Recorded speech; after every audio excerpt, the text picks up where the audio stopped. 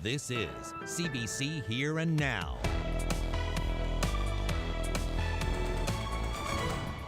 Two people are dead after a fatal crash. Police say a driver slammed his vehicle into several others at a red light after failing to stop for police.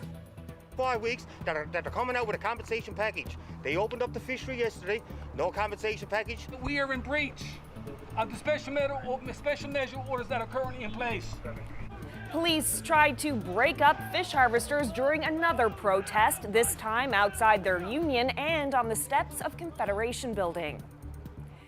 Good evening, I'm Carolyn Stokes. Two men are dead following a multiple vehicle crash in the west end of St. John's yesterday evening. These photos, taken by Keith Goss with the Telegram, show the wreckage. 6 vehicles were involved. The crash happened last night after police tried to pull over a 25-year-old man driving an SUV. Now, the serious incident response team has been called in to conduct an independent investigation. Here and Now's Jeremy Eaton walks us through what police believe happened. It ended like this. But it all started here, near McNamara Drive in Paradise at around 8 o'clock last night. That's when police noticed something about a black Kia Soul that caused concern. So the officer tried to pull over the driver of that vehicle, but the driver wouldn't stop, so the police followed him down the road. The RNC officer continued to pursue the black Kia Soul down Topsail Road for about 1.5 kilometers. And then when they reached here at Trails End Drive, that's when the RNC officer disengaged with a police chase. The RNC say that the driver of the black Kia continued on down Topsail Road, a distance that I measured of about 8 kilometers until something went seriously wrong here at the intersection of Topsail and Hamlin Road. These graphic crash scene photos from the Telegram's Keith Goss show just how bad this crash was. Multiple vehicles were involved, one flipped upside down, a motorcycle in the middle of it, mangled metal everywhere. The police say that this crash took the life of the 25-year-old driver of the black Kia Soul and another 44-year-old man from St. John's. RNC Chief Joe Boland has called in the CERT team to conduct an independent investigation. That is done whenever an RNC officer is involved in an incident that results in serious injuries or death. A news release from CERT says that the RCMP will be brought in to conduct that investigation. Police say the overall investigation into the crash is continuing. Jeremy Eaton, CBC News, St. John's. Memorial University's Senate is debating to suspend in-person classes until January 2021 because of the coronavirus pandemic. The University Senate is meeting at this hour. MUN has been shut down since March when the public health emergency was declared. The St. John's campus has been virtually empty ever since. The university first suspended in-person classes on March 18th and transitioned to online learning 5 days later. Spring classes are already being delivered remotely, and the university says spring enrollment is up 10%. If teaching remains online during the fall, the Faculty Association says it will consider the diverse needs of students and staff. There's such diverse teaching needs across the university that it's difficult, I think, to put everybody in the same categorization or in the same box to say that you shall only do this, and I think it'll make it different if we difficult if we don't seek to understand from faculty what their needs are and how they can adapt. Now, the Students' Union supports the idea of having a fall semester online, but does worry about the mental health of students. Medical professionals are recommending that we keep operating remotely, and we support that recommendation as our priority at Monsu is to keep students, faculty, and staff members safe, and we support that decision. Frustration in the fishery boiled over in St. John's today, leaving police seemingly powerless as dozens of crab harvesters violated public health orders designed to prevent the spread of COVID-19. Here Now's Terry Roberts reports. We're not going nowhere. Instead of fishing for crab, dozens of angry harvesters were ignoring physical distancing rules today. some driving from as far away as the Burin Peninsula to bring their frustration to the union's doorstep. I can't believe Keith Sullivan, what a coward. You're an absolute coward. You should hang your head in shame. And ignoring this plea from police to disperse. I'm asking for your cooperation and asking for everybody here to abide by the special measure orders that are currently in place immediately. We are trying to do this as discreet as possibly as we can. Everybody here knows we are in a pandemic. At issue, quotas too small, prices too low, things like trip limits, and ironically, safety in an era of physical distancing. We got crewmen that are not going to get enough qualified for the winter on big boats, alone on small ones. Harvesters want government aid, possibly some changes to the EI program. So that will be a big help if we could get this two-claim thing done away with. Police kept a watchful eye. Plenty of examples of people defying the 2-meter rule, undermining weeks of unprecedented social measures to fight the pandemic. I'm asking everybody here to please volunteer with the special measure orders that are currently But officers in place. did not take action. We want to speak to Jerry Byrne. We want to speak to Keith Sullivan, the president.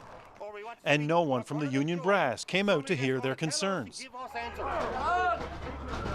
So the crowd moved to Confederation Building, where the protest quickly lost steam after it began to rain.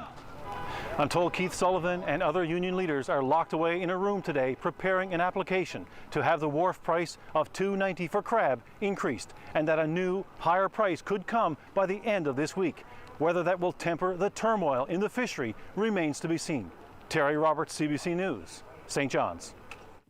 Well, another day with no new cases of COVID-19, and it's the second day since the province moved to alert level 4 and eased some restrictions. One of the keys to reopening is testing. It will be important to figure out who has COVID-19 and to isolate them quickly. But this province has one of the worst records when it comes to testing. Here Now's Peter Cowan is looking into that, and he's live in the newsroom. So, Peter, how exactly do we compare? Carolyn, when you look at the rate of testing, only British Columbia and Nunavut are doing less testing than we are here in Newfoundland and Labrador. Let's take a look at the numbers and see exactly how we compare. We've tested about 20 people per 1,000, which is far below the Canadian average, and about half the rate of testing that you see in Alberta and the Northwest Territories, who've been the leaders on this front. So why is that the case? Well, even in Newfoundland and Labrador, anyone who has even mild symptoms can get tested. The problem is there aren't many people that actually have those symptoms, says Dr. Janice Fitzgerald. A lot of the places that have higher testing rates also have higher infection rates, and so you're going to be doing more testing when you find more cases. That just follows logic. You know, we're constantly looking at the information out there about testing. We're looking at epidemiology and what we should do. We've broadened our testing criteria, but we have seen a significant reduction in symptoms as well. So, you know, at the moment we are following the best information that we have and the best scientific evidence to inform our testing strategy. So what is our capacity? Over the last week, we've averaged about 130 tests a day. With the machines they currently have in place, they can do about 700 tests a day, and they're adding new equipment, and with 24-hour staffing, the minister says they could do 2,600 tests a day. So officials are confident that they do have the capacity there, so if we see a surge in number of cases and need to do a lot more testing, that they'll be able to do that, to be able to identify people quickly and make sure that they're able to be isolated and the contacts are traced. Carolyn? Thanks so much, Peter. That's Here Now's Peter Cowan reporting live. Another blow to the province's oil industry. Suncor plans to shut down production on the Terra Nova FPSO until 2022. Today, Premier Dwight Ball responded to reports of the shutdown, saying it will have an important impact on the province. The oil platform suspended production in December when the Offshore Petroleum Board found mechanical and maintenance problems. Premier Dwight Ball says the provincial government is willing to work with the company. This shutdown has also delayed a planned overhaul to the platform to extend the life of the project for another decade. It's recent news, And of course, the offshore industry has undergone tremendous challenges within the last few months in terms of the price of oil. And of course, with Terra Nova, they've had some other challenges as well. They have not been producing since December of this year. This is a field for us that's been extremely important. It's been around a long time. In terms of the royalties that's generated from all our fields offshore, in terms of percentages, Terra Nova would have been the highest.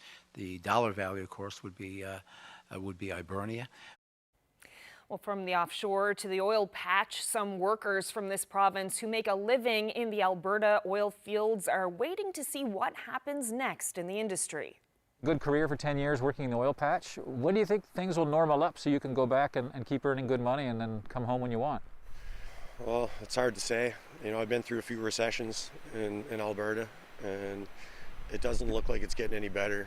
This was Andrew Ivany speaking to Anthony back in April. The oil worker in Alberta drove back to Newfoundland and then self-isolated for 14 days. He didn't want to fly home over fears of catching COVID-19. He's long out of self-isolation now. Ivany was one of thousands of workers from this province who fled to the Alberta oil patch to make big money. The oil industry was in big trouble even before the pandemic started. Now, oil is barely worth $30 a barrel. Anthony met up with Ivany again to talk about the industry. Well, you might remember Andrew Ivany. He was on a previous episode of Here and Now when he and his buddy Rocky drove back from Alberta and went into self-isolation. Good to see you again outdoors. Hey Anthony, how you doing? Pretty good. How about you? How was self-isolation? Oh, it was pretty good. You know, it was quiet, peaceful. Birds chirping every morning. You know, rabbits hopping around and stuff. Yeah, it couldn't get any better. Now, so you got your kayak strapped on the car. You're heading back to that cabin. Let's talk about oil briefly. Okay. We've had a chance to sort of see the effects of COVID-19 on oil both here and in Alberta. What are your thoughts about what oil's going through as a guy who worked in oil for many, many years? Well, you know, it seems to be like 4 or 5 years ago, a recession hit and just seemed to be going down ever since then. Now they're pretty much giving barrels of oil away. So, I mean, I'm hearing stuff about, you know, Russia and Saudi Arabia dropping oil prices and flooding the market. And it's an issue. You worked in oil for a while. You made some pretty good money. Do you think you'll go back to Alberta? I would say I've been back and forth to Alberta like numerous times. I love Alberta. It's, you know, there's always open doors there. You know, I've got the experience there. I got a lot of friends there. You know, there's always a job there for me. So I would say so, yeah. But from some of your other Newfoundland buddies that you know, are they in a holding pattern now, just trying to wait and see whether they should stick around? Pretty much. Yeah. Just, you know, waiting for the call, waiting to get any information from the government about restrictions being lifted or what. But what do you make of that Alberta-Newfoundland connection at a difficult time like this? Because I noticed recently there was a fundraising concert in Newfoundland for the flood victims in Fort Mac. What do you make of that? Is that relationship still strong at a time like this? Oh, of course. I mean, you know, like they say, you know, Fort Mac is the second biggest city in Newfoundland. And yeah, I mean, Alberta and Newfoundland go hand in hand. You obviously know how important oil is to the Newfoundland Labrador economy, how important it is to Alberta. Are you worried when you see oil stuck at this low price for such a long period? Because, you know, we rely on that money. Not just you and your salary, but the province, right? Yeah, yeah. I mean, but I just stopped. We took pay cuts. You know, when this happened years ago, you know, we all took pay cuts, and there, you know, it wasn't as much work, but as long as we're working, right? Like it's on the back of your mind. It's like, okay, I'm not getting paid as much, right? I mean, it just becomes, you know, just one of those things at that point. It is what it is. Like, you just have to deal with it. As long as there's work, right? Yeah. You know. But is there work? When will there be work? Well, I was talking to my buddy earlier today. I called my buddy Chris, and he's a swab operator, and he said that he might be going back next week, swabbing just the cold bed methane wells that are just around the area in Red Deer, and so that's a good sign. But apparently the service rigs are still sitting. Right. Yeah, so it doesn't look like much is moving. Well, listen, I know you're dying to get in that kayak back there. Good seeing you again, and you too. Thanks a lot. You betcha. Thank you. Well, on that note, CBC News is taking a deeper dive into the toll this pandemic is having on the Canadian economy. Tomorrow night at 8:30 Newfoundland time, you can tune into a virtual town hall called Living with COVID, Your Job, Your Money, Your Future. You can catch that on CBC Television, CBC News Network, and on the CBC Gem app. And in the coming weeks, Here and Now will stay on that topic with a series of stories about our own local economy and what's changing in the wake of the pandemic. Well, in other news, get ready for the St. John skyline to change again. A controversial proposal for a hotel to be built on top of the Atlantic Place parking garage has received final approval from St. John City Council. Development of this 4-story, 108-room hotel got the green light from Council last night in a tight 6-5 vote. The Park Hotel would sit on top of the existing 8-story parking garage, and the ground floor would be open to retail and office space. During public hearings, critics objected to the design and extra height, but Mayor Danny Breen says the design will be an improvement to the building, which has been a well-known eyesore in the downtown for decades. An area of low pressure bringing rain, which will be heavy at times for areas in eastern Newfoundland. And then snow on the way for Labrador. I'll have all the details coming up.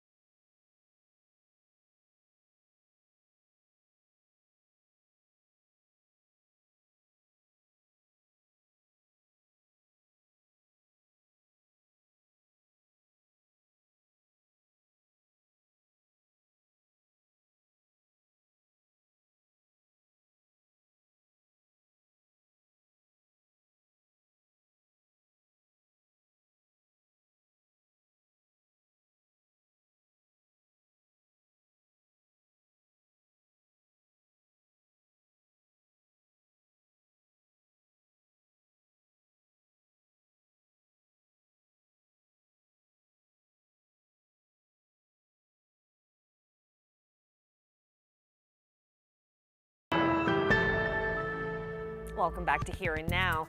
If you live in St. John's, you'll get a long weekend for the civic holiday this year. St. John's City Council has decided to move the Regatta Day holiday to the first Monday in August. The civic holiday, an annual sporting event, are usually held on the first Wednesday in August or the next nice day, depending on the weather. But with the event now canceled because of the pandemic, Council has voted to move the holiday to Monday so people can have a long weekend for this year only. This weather update is brought to you by the Healthcare Foundation Home Lottery. Bonus deadline is midnight Friday. Order tickets now at hcfhomelottery.ca.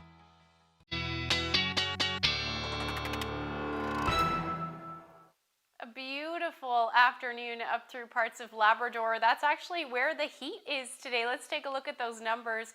So far today, the hotspot is Cartwright at 11 degrees, 10 in Happy Valley, Goose Bay, and then across the island, temperatures somewhere between 4 to 6 and 8 degrees as the afternoon high today. And we do have an area of low pressure. The reason for those cooler temperatures right now is because we do have lots of rain, and we did see some heavier rain earlier this afternoon along the west coast, some showers for the east, some heavier rain in play as well, but most of that rain is going to move in as we head through the overnight tonight. If we take a look at the future tracker, those winds will pick up as well as for eastern areas of the island. We're looking at gusts anywhere from 70 to as much as 100 kilometers per hour in some of those exposed areas. But again, that heavy rain moving in and around 9 to as much as around 9 to 11 p.m. rather. After that, we should actually see things taper off to showers, but then you'll note that that snow is going to move into Labrador and eventually change over to rain. Now, we do have a number of warnings in place up through Labrador. Hard to believe that there's going to be a winter storm when temperatures are sitting around 11 degrees today, but that's what's going to happen. So snowfall warnings in place, winter storm warning from Hopedale to Makovic, and then a special weather statement in place for Churchill Valley. And as far as snowfall amounts go, anywhere really further inland away from the coast and in those higher elevations is where we'll see the majority of the snow. So this takes us through to tomorrow morning, looking at about 5 to as much as 10 centimeters in some cases, even in those higher elevations upwards of 15. And then the snow will continue tomorrow. Now, because some rain will mix in, I think it'll be on the lower end of this, so close to 25-30 centimeters where you're seeing that purple through the day into Thursday morning rather. So as far as rainfall goes for areas in eastern Newfoundland, you're looking at, again, somewhere between 20 to 30 millimeters is a good bet by the time tomorrow morning rolls around. Otherwise, about 10 to 20. Even the northern peninsula, you're going to see some of that heavier rain. Into the day tomorrow, winds will stay very brisk. We're looking at the potential for some flurries along the west coast in those higher elevations is where you'll see most of it. Again, less than 5 centimeters at this point though, but generally going to stay cloudy. Maybe a few peaks of sun and then potential for some drizzle for areas in eastern Newfoundland. Now into your temperatures, you're looking at cooler, again 2 to 6 degrees it looks like for most of us, and then staying cool up through Labrador as well, but again those winds will stay breezy. Same thing for Thursday, and as we take a look at the extended forecast through the weekend, we are looking at temperatures pretty much staying anywhere from 4 to 8 degrees. So a little bit of a warm up by the end of the weekend, but we are still looking at that potential for some flurries or showers. Same for central and western Newfoundland, flirting with the double digits at the end of the weekend, which looks lovely. And then for eastern Labrador, 8 degrees by the time the weekend rolls around, and then for the west, you're looking at about 6 degrees. So speaking of Labrador, just wanted to share this great shot of Charlottetown. Incredible sunset there. Thank you so much for sending that in. If you have any weather photos to share with us, send them to nlphotos@cbc.ca.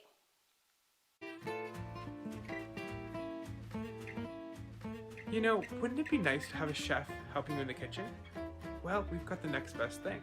Join me, David Gazain, International Food and Wine Consultant, every Tuesday night at 7 p.m. for Home Cooking, a Facebook Live series featuring chefs from Newfoundland and Labrador. They'll show me and you how to cook a dish from start to finish. Grab that apron and join me in the kitchen.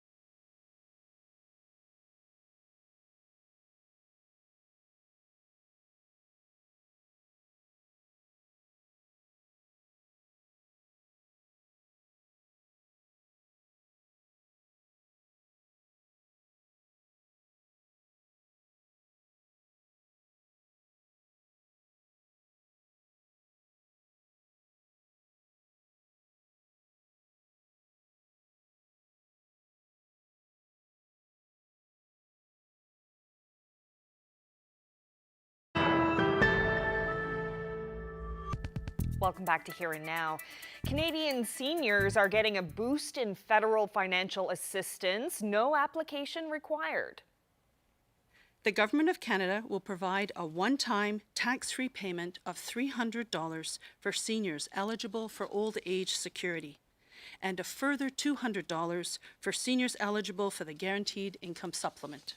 The $2.5 billion package is expected to help 6.7 million seniors across the country. It's to help cover rising costs for pharmacy dispensing fees, grocery delivery, and transportation now needed in the pandemic. The money will be sent to seniors' bank accounts in the coming weeks. If the crisis is more prolonged than expected, Ottawa will examine how to offer additional assistance. And the COVID-19 pandemic is seeing entrepreneurs get creative in this new world. Just check out this innovative dining experience out of Sweden. Yes, this is called Table for One. The setup is one table with one chair in a meadow, well away from anyone else. The couple who came up with the concept prepares a 3-course meal and then delivers it in a basket via a pulley system. The so-called COVID-19 safe restaurant will operate from May until August 1st, rain or shine, and this month is already booked solid. Very interesting idea. Maybe we could see something like that here. We have plenty of meadows. Well, thanks so much for sharing part of your evening with us. Hope you can join us again tomorrow night. Coming up is CBC News from Nova Scotia. Good night.